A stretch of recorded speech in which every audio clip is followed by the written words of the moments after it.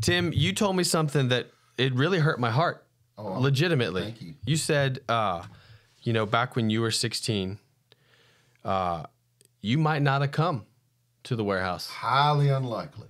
And there's some practical reason. You know, you worked a lot and you would have gone home sleeping, but it wasn't all practical. And so, you know, sometimes it's hard for us to kind of wrap our minds around, well, why wouldn't a kid want to come? And what are some of the barriers you'd have to overcome just to begin to build some trust with a kid? Yeah, you know, like I liked all sorts of kids, so it wouldn't have been the kid factor. But some young people, it's the kid factor. I don't want to go with those people. Sure. You know, but I liked sporty kids, game kids, hangout kids, jokesters. So for me, it wouldn't have been none of the kid element, except maybe back in the 80s, preppy kids. Preppy kids. Yeah, it was a real thing. I'm not saying I was right. I'm just saying it was real. There was this kid taking a picture, and one of the boys looked at me and said, I don't like preppy, you know, good-looking guys because too much competition for me. He was serious. I was, you know, like racism is wrong. Classism. Sure. I had a problem with classism. Yeah. But it wouldn't have been the kids. It'd have been y'all. It'd have been the adults. I wouldn't have felt like y'all were safe people. It had nothing to do with you liking Jesus. People who cared about me made me nervous. I had a fear of winding up in the system. Yeah. And if you meet people who start asking you questions and stuff, they, you know, if they find out something they don't like, they might turn you into somebody. And so that I would have been like, I might have come one time, and if I could have lived under that sort of radar, I maybe would have kept coming. But it'd been an outside chance I'd have come at all. So this is kind of crazy because literally we just spent like 15 minutes saying you need to care about people enough to ask them questions. And now we're turning around and saying there's a very real chance that there's kids in this room that don't want anybody to ask them questions. That's why I, you know, safe places, safe people, right? I know that's why I value it so much, you know, and why I know I can't be in a rush, you know, because a lot of young people are like feral cats. Yeah. And even tame cats aren't so. Forget that. That's an oxymoron right there. Yeah, mostly moron. Yeah. But, you know, most kids, if the higher the dysfunction, the more feral they are emotionally. And I was highly dysfunctional. Yeah. So I wouldn't have trusted you guys up front. It had nothing to do with knowing you. It wouldn't have been fair, but it was just the existence I was in. And yeah, I wouldn't have come. Okay, so there may be some kids in our midst that have similar background to you. There may be, I mean, kids are as unique as the number of students that we have, but the truth is, it is potentially an uphill climb to get to know some students. Some students are actively holding us at arm's length, but it's vital that we get to know them. It's vital that we demonstrate. Not only do we demonstrate, I want to know what you are like, but also we're asking questions and we're doing it in such a way that they're getting to know that we are safe. They're getting to know us. Absolutely. They're getting to know that we're not a one and done kind of like, here's my answer, or I got what I wanted out of you.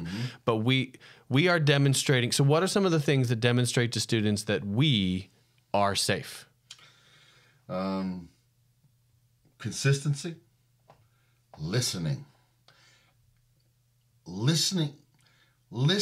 all the way through their side of the story, whatever the story is. Sure.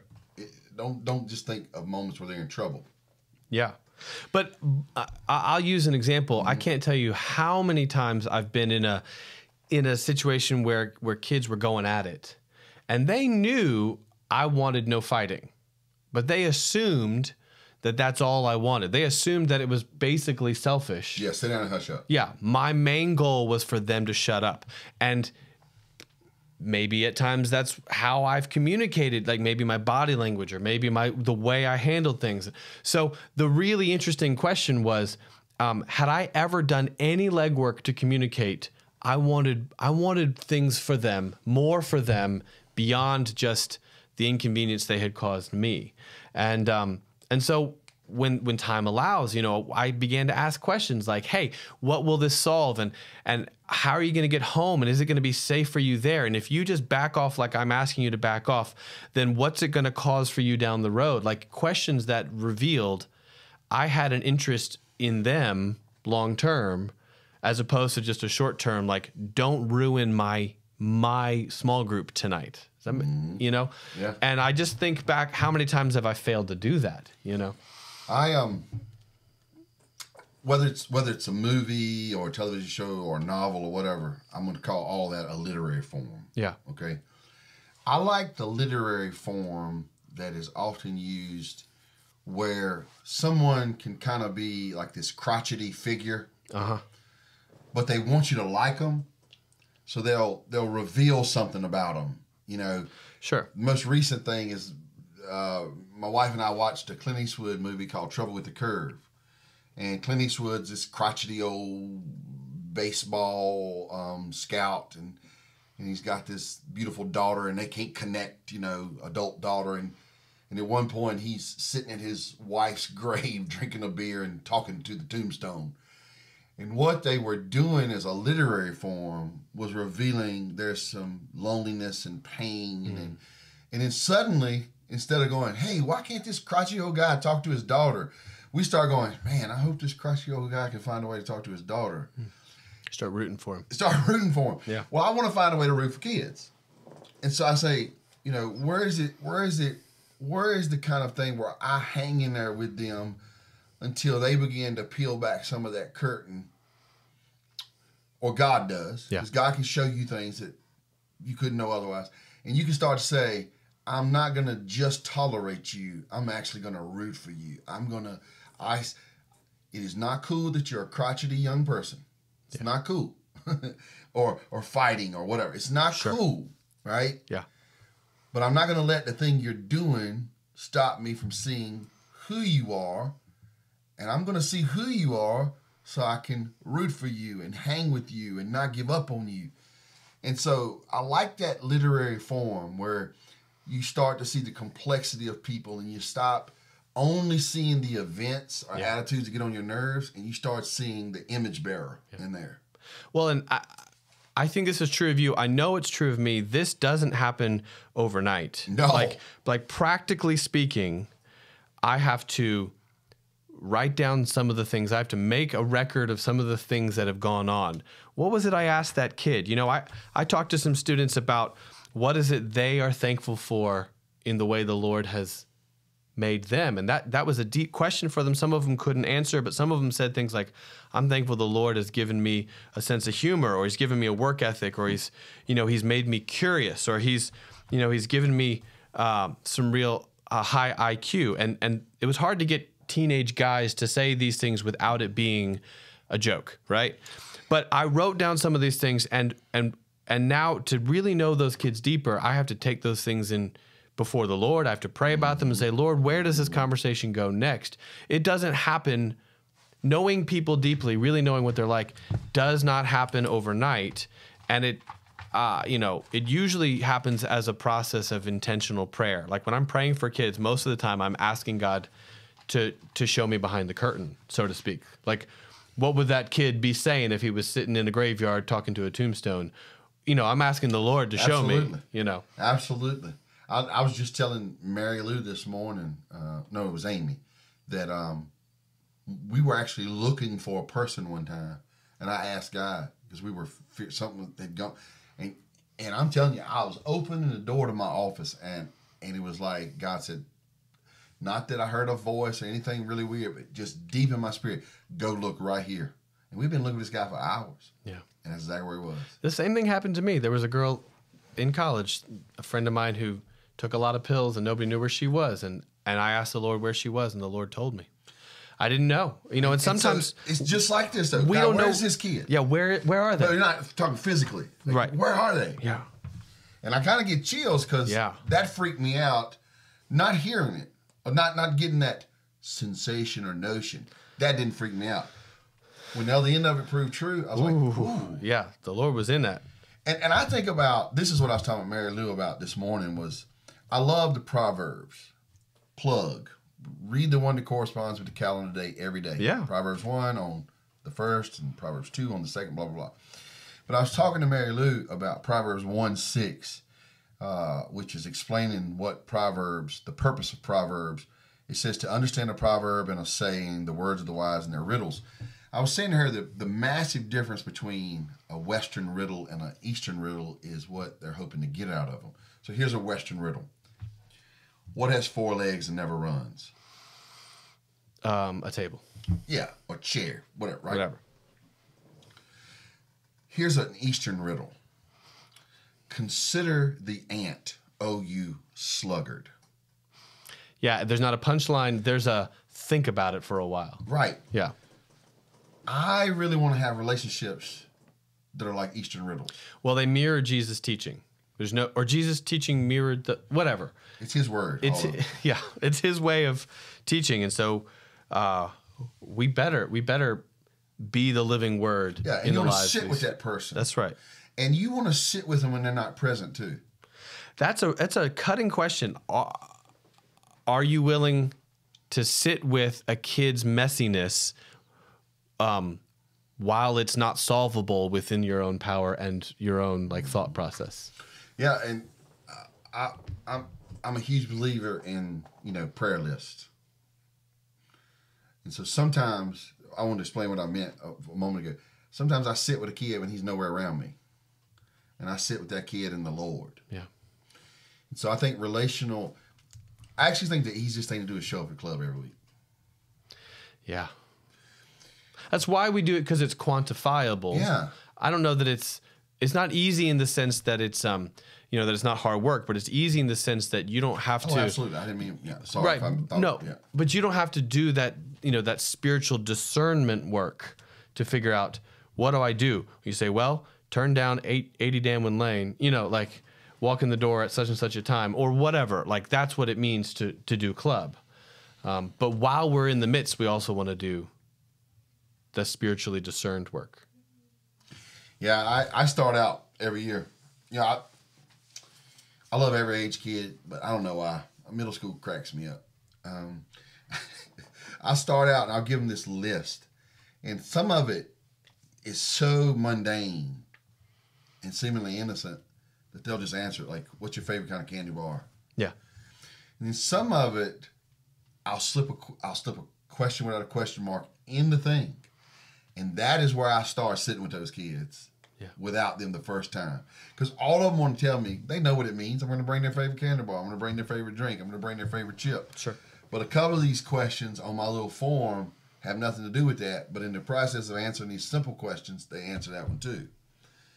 And that's where I start. So I take that first group of things because, some of them I've known, some of them I'm just meeting that day. And it becomes the place I start sitting with kids and thinking about, how am I going to pray for you? What do I need to know about you? How can I start talking to you?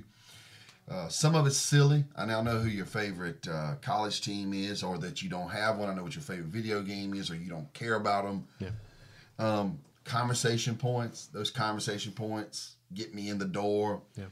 What I'm saying, I love coming to the club. Don't think I'm putting that down. What I'm saying is some of the best relational work is done outside a club, and it has 2 parts, with them and without them. Yeah. Some of my best relational ministry is done about a kid with the Lord, and then with a kid before the Lord. Yeah, and club is just 2 pieces of bread. Like, what are you putting on that sandwich? That's really the difference. When I was growing up, we generally put 1 piece of lunch meat and one, it was not an award-winning sandwich, and so there's nothing wrong with club. There's nothing wrong with it. It's just, what is the Lord doing in you, and what is He doing in the midst of these students while we're here and while we're not here? I mean, I love club. Everybody knows that you can come here and it's going to be an environment where everybody, it's cool for the kid to come, it's cool for the adult to come. It's the expectation. I love it. It is the thing that introduces us to us. It's the function that we all come to together. What I'm saying is that next level. That's right. So, and I want to make sure that the next level is twofold. I got to get time with the Lord about the kid. That's right. And I got to get time with the kid before the Lord. So let's say, the absolute necessity to get to the next level is to engage long term with that kid and to engage in prayer for that kid. Those are things that if we will do that, it will begin to reveal to that student that we are safe, that it's not a short-term kind of deal. And then there's other practical things as well. You mentioned kind of, I've got this sort of list of things like discipline conversation and rides home and gathering at your house and retreats and long rides. And sometimes it feels like, oh my goodness, how am I ever going to have that deep kind of conversation? So maybe just share a little bit about what you've seen over the years with these are practical moments, but they're only as good as the opportunity. I mean, what happens there? Yeah, in the short term, you and I made this list one time. In the short term, your favorite thing is a ride home. Yeah. That's something quick, around town.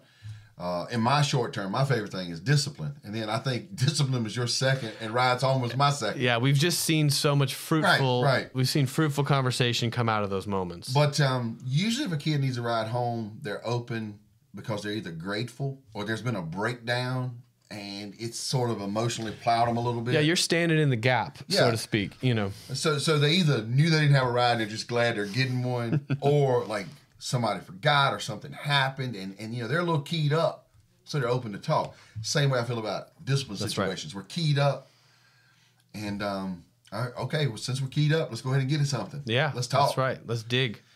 And then those long-term ones, to me, nothing beats a retreat. That's why we pressure people to go on retreats. Come on. Some days together. And then anywhere where you take a long ride, people generally don't get out when you're doing 55. Generally. That's right. Could happen.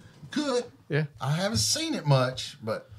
And so what happens when you're letting the guard down for a while? One thing I used to love to do when I was an associate pastor, part of being an associate pastor, youth pastors, take a kid home every week after church. And, we got youth group that night. Well, maybe you're not a youth pastor, but some function like that, where you say, we know going in, you're going to be with me for a while. It changes the pace of everything. Well, also, you've opened the door to yourself, to your life. And what you're saying is, this is going to be a mutual exchange. Will you open up part of who you are? And let me go first. Let me open up literally my home or my car or my afternoon schedule. Some of us protect, and I am absolutely included in this. Some of us protect our schedule and our home and our car and our routine like it's Fort Knox. Like we just got it on lockdown. And then we want students to open up the gates to us. And there's a dysfunction in that expectation. So what I do love about Club, though, is just the neutral ground. It's then how do we go to their non-neutral spaces? That's right. That's right. And how do we open our non-neutral spaces? Yeah. You know what I mean? And then, maybe that's not something you've thought about, or maybe you've assumed that the cost was too deep. The cost may be deep. It may not be in the ways you expect. It may not be in money exactly or time. It may be in vulnerability and revealing. So, like, we have to think about, was the house presentable? Yeah. Like we have Life Together group now, and we have to think about that on, Sunday afternoon, people coming here tomorrow right after work. Yeah. Are we ready for this? There is something beautiful, though, and refreshing, letting a group of people know, like, my life's got messiness too. Like, and there's degrees to which you need to clean up your mess, but also, like, that's what it means to be an authentic person, to say, look, I'm going to tell the truth about myself because I'm not ashamed of how God is at work in my life. You can't really, I think this is probably the second. We'll probably do one more, maybe this afternoon or another time. But getting to this final piece where you say, look, all of this goodness, all of this love has really been the Lord at work in your life. If you want to make a big deal about Jesus as the Savior, you've got to let kids have a glimpse of of where you're being saved and what you've been saved from and how God's at work. If you won't open up how God is saving you, that's right. It's hard to make a big deal about Jesus as the Savior. I love how you're talking about saved and saving. Yeah. It's important. It's not just that I got saved, I'm being saved. Yeah. And I expect to be saved. I like discordant activities. You ever think about those? Say what you mean. Yeah, so... I mean, explain. So you might not think this about me, right? But I love to look at art. Oh, I know that. I don't know much about it, and I don't claim to. That's not the point. Okay. But I've taken a mini of Tough Guy. Took like right before the pandemic hit, we went to a book reading. So weird, so yuppie-ish, yeah, hippie-ish. I don't know what to call it. It was weird, huh? Right, but I didn't know it was going to be discordant for both of us. I thought it was just going to be discordant for them. It was for you too, right? And you could tell it was in Durham. You could tell we was the only ones from Roxborough, right? But what it done is it sort of moved both of us. Yeah, it out. shook things up. Yeah. It's the same thing a retreat does. It kind of gets you out of your But I also try groove. to figure out what it looks like to go to their thing. That's right. And sometimes right. Yeah, sometimes it looks like, will you come to my basketball game? Sure thing. Yeah. Do I want to see another middle school basketball game? No. Right? And so it becomes discordant for me, right? I see them interacting in ways I never have, and I enter into their space. You know what? You might be surprised to discover there are some kids in your group that are faithful in church. Yep. And what if you visited their church? That might be discordant for you. I like it when I've preached in a lot of places and people say, "What are you doing here?" And I was like, I had no clue you ever came here. But I actually like that, to tell you the truth. Yeah. And you know what I like to do is I'll ask a kid, "Can I sit with them?" Yeah, that's cool. I don't really want to, yeah, because I want to kind of get my head right. But I also want to actually do ministry and not just talk about doing ministry. Yeah, that's a powerful difference. Yeah. But I like discordant activities. It takes some thought, but easy one for me is taking a kid up to the museum in Raleigh. That's or a great. Small group. And, it's free. The special displays aren't, the exhibitions. Yeah. But the standing displays, I don't know what it's called. Yeah, well, depending on your life, kind of the groove in which you live your life, the big cost might not be the finances of the thing. It might be the time. That's right. That's right. Or for you going fishing, might be really normal. Yeah. You'd be surprised how many kids have never been fishing. That's right. Yeah, so I guess we'll bring this to a wrap. The truth is there are kids that are, they've got all kinds of baggage that they bring into the relationship. The question is, what do you do to really get to know them, and what kinds of things do you do to show that you're safe for them to get to know?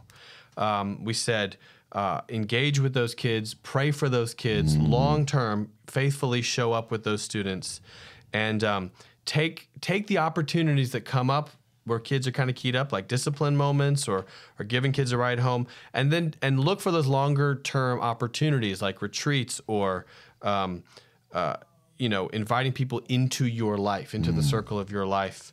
And maybe what we'll do is one more conversation in the future where we say, what about clearly, lovingly, faithfully, practically inviting kids to respond to Jesus, to know that all the love and the time and the faithfulness has not been you, it has been Christ in you, and to invite them not to be Jesus's like grandchildren, but to know him directly, and not to rely on you alone for that relationship.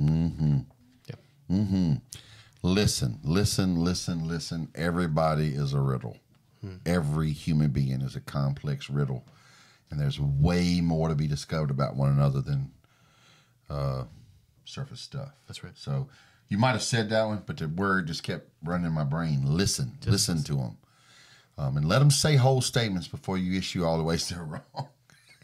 Because they usually are, if we're really honest. Yeah, that's a good point. But listen anyway. Let people finish the whole sentence before cutting them. Everybody's talking. We talk what matters.